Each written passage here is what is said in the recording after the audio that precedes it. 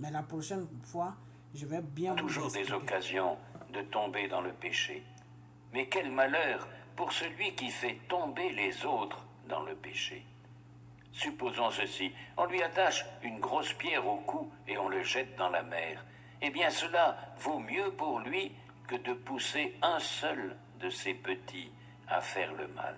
Faites attention. Si ton frère fait le mal, fais-lui des reproches. Et s'il le regrette, pardonne-lui. S'il te fait du mal 7 fois par jour, et si 7 fois par jour il revient te dire « je regrette », tu lui pardonneras. Le pouvoir de la foi.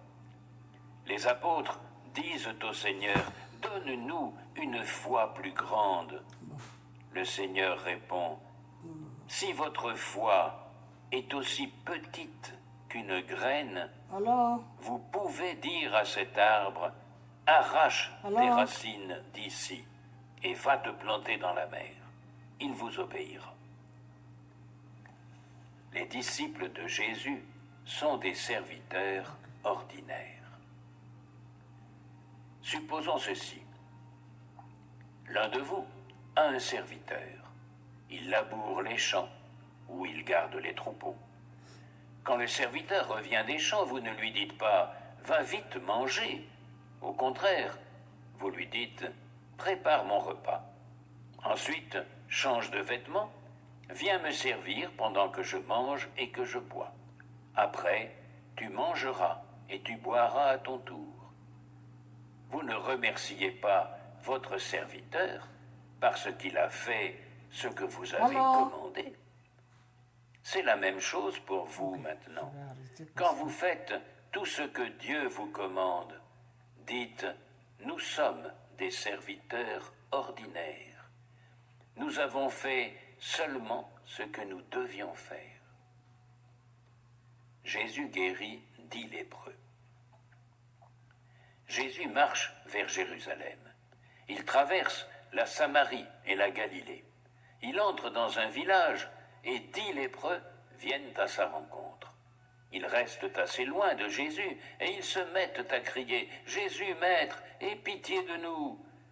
Jésus les voit et il leur dit « Allez vous montrer aux prêtres. » Pendant qu'ils y vont, ils sont guéris. Quand l'un d'eux voit qu'il est guéri, il revient et à pleine voix il dit « Gloire à Dieu !» Il se jette aux pieds de Jésus, le front contre le sol, et il le remercie. Cet homme est un Samaritain. Alors Jésus dit « Tous les 10 ont été guéris. Et les 9 autres, où sont-ils? Parmi eux tous, personne n'est revenu pour dire « Gloire à Dieu ». Il n'y a que cet étranger. Et Jésus dit au Samaritain « Lève-toi, va, ta foi t'a sauvé. » Le royaume de Dieu est déjà là. Les pharisiens demandent à Jésus « Quand le royaume de Dieu va-t-il venir ?» Il leur répond « Le royaume de Dieu ne vient pas comme une chose qu'on voit. On ne dira pas « il est ici » ou « il est là-bas ». En effet, le royaume de Dieu est au milieu de vous. Le jour où le Fils de l'homme viendra. Ensuite, Jésus dit à ses disciples « Le moment va venir où vous désirerez voir le Fils de l'homme au moins pendant un jour et vous ne le verrez pas. Des gens vous diront « Il est là-bas » ou « Il est ici », mais n'y allez pas, n'y courez pas.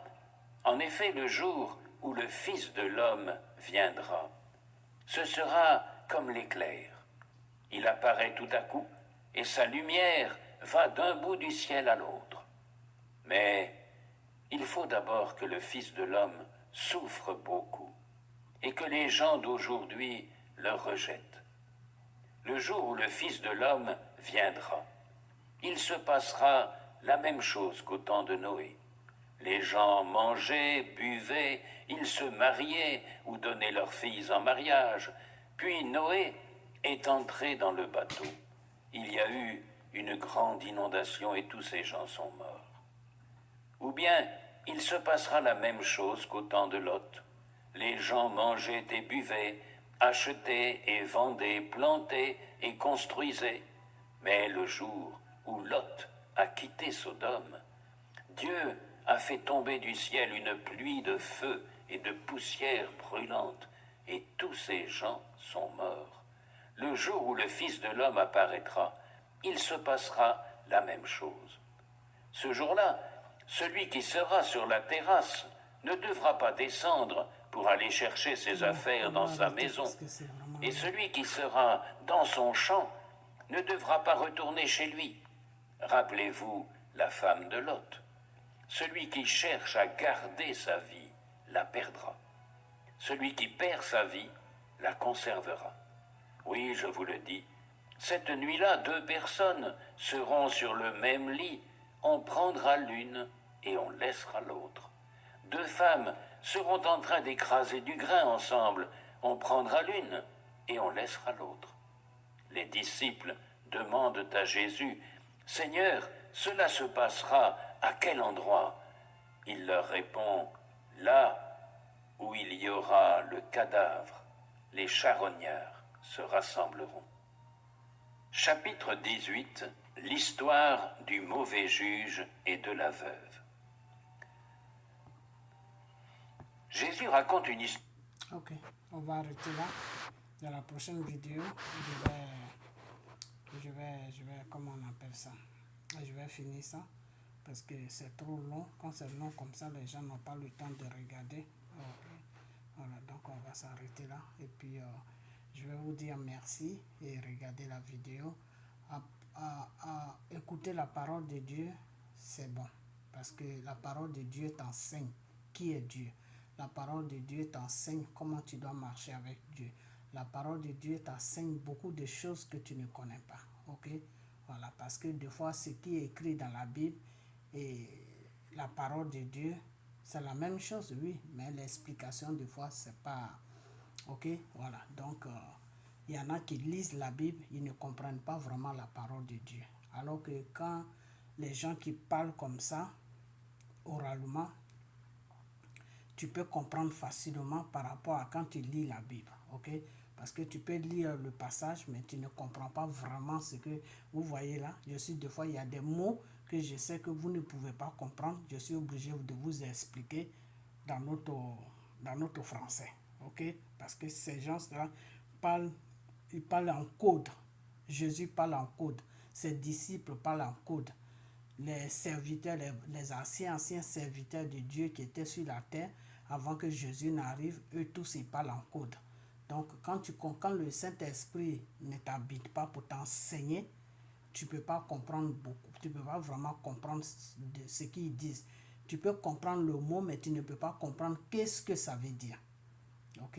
Donc quand je vois que c'est coincé, c'est là que je vous explique ce que ça veut dire. Ok?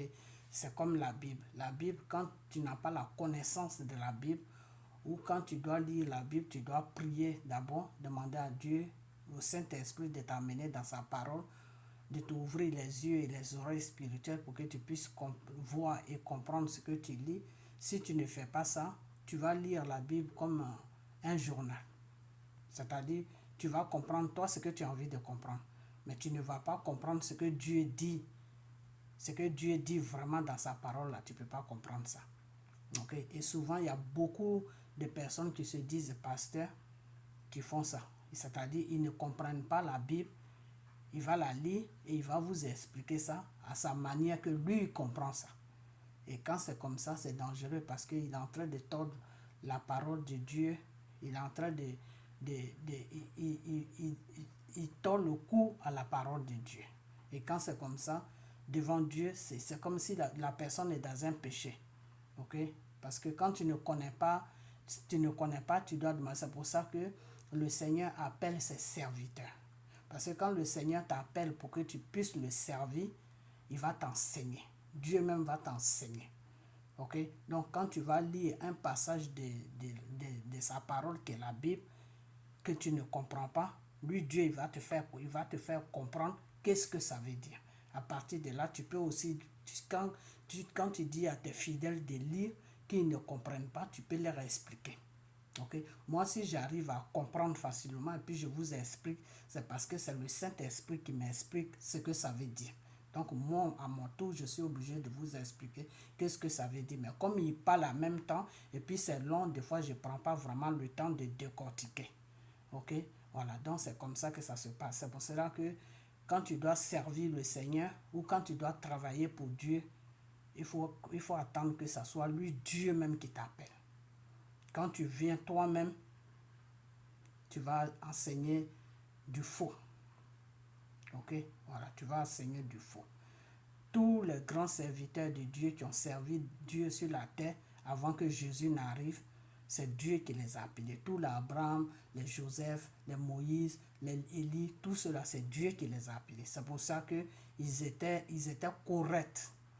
Ok? Ils étaient corrects et c'est pour ça qu'ils n'ont pas déraillé jusqu'à ce que Dieu les prenne. Et c'est pour ça qu'ils ont beaucoup duré sur la terre.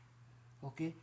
Tous les grands serviteurs de Dieu, là, il y en a qui ont duré 300, comment on appelle là, 300, comment on appelle ça?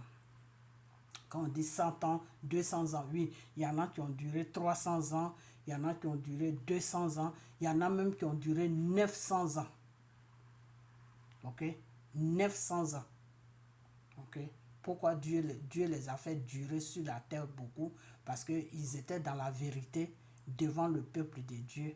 Ils étaient dans la vérité. De la façon que Jésus est venu en chair sur la terre pour enlever nos péchés, pour nous enseigner qui était Dieu, la loi de Dieu, de la façon que Jésus était dans la vérité. Là, c'est comme ça, eux aussi, ils étaient dans la vérité.